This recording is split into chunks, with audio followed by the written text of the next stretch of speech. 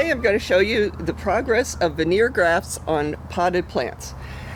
In the fall of 2017, Walter Zill showed us how he top works very big mango trees. And his style of grafting is a type of veneer graft. Of course, I was aware of veneer grafts, I just hadn't done very many of them. Well, on that video, Walter was really excellent at showing how to do his style of veneer grafts, and so it inspired me to try it out. And basically, what I did was graft onto some large rootstock, and this is one that I did about 3 or 4 weeks ago. This particular scion is starting to push out, the bud is starting to push out, and so I'm very confident that that is a successful graft. We'll just have to wait until it starts, producing leaves and everything before it gets cut back. This is a plant that I did several months ago, and it has, of course, a successful graft, and then I cut back the rootstock at about a 45-degree angle.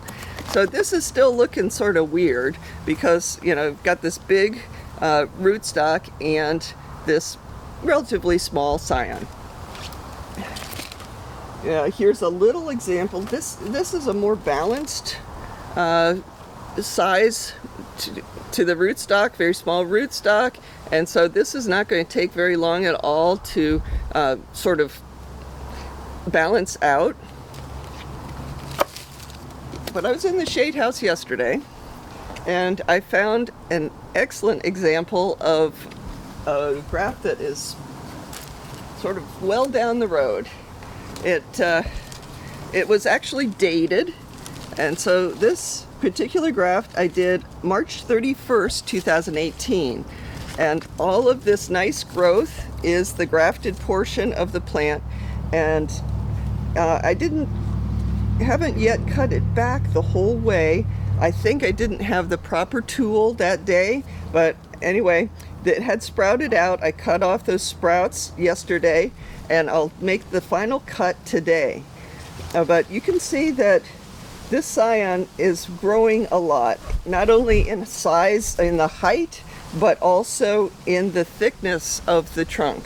So this is going to balance out very nicely in several more months. So basically I'm going to try the Ratchet pruner.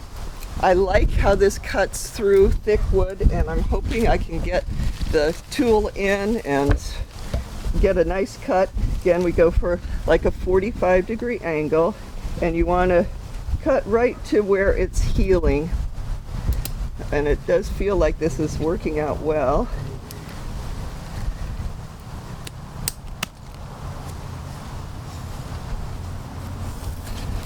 So there we go.